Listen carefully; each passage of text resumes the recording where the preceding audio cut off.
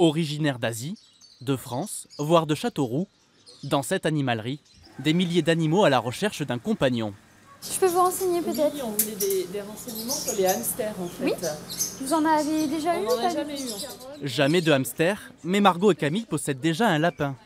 Et pour leur mère, pas question d'agrandir la famille avec n'importe quelle boule de poil.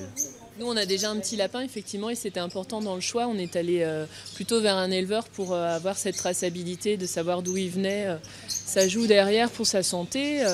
S'il est sevré trop tôt, j'imagine que ça a des conséquences dans son état biologique. Une santé sous haute surveillance, dès leur réception par Julie Chéry. Animalière depuis 7 ans, repérer les maladies de ses cochons d'Inde n'est plus un secret pour elle. On va vérifier donc toutes ses oreilles, le museau. On va le retourner et on va regarder aussi donc tout ce qui est train arrière, pattes, pour voir s'il n'y a pas de teigne en fait, tout simplement. Parce que le cochon d'Inde est porteur sain de la teigne et du coup il peut se transmettre à l'homme. Donc nous en fait on vérifie tout ça et on leur fait aussi un traitement adapté en prévention.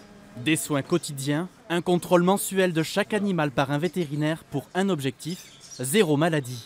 Mais en amont, de nombreuses normes régulent la vente de ses compagnons. 100% de nos petits mammifères sont issus d'élevage français. Donc on travaille avec des fournisseurs depuis une dizaine d'années. Tous ces fournisseurs sont contrôlés régulièrement par nos services en interne, au niveau de la qualité, au niveau de la traçabilité des produits.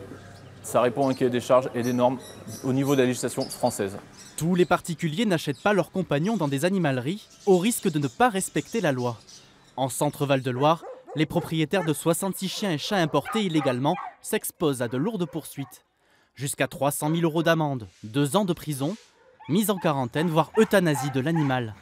Chats ou chiens peuvent toujours être importés, mais sous condition. Vaccin contre la rage, puce électronique ou encore certificat officiel délivré par un vétérinaire.